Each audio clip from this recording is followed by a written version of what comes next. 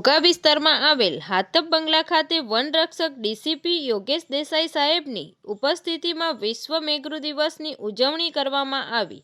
આજરોજ તારીખ 26/7/2026ને રવિવારે સવારે 11 કલાકે ઘોઘા વિસ્તારમાં આવેલ હાથપ બંગલા ખાતે ફોરેસ્ટ વન વિભાગ દ્વારા વિશ્વ મેઘ્રુ દિવસની ઉજવણી કરવામાં આવી।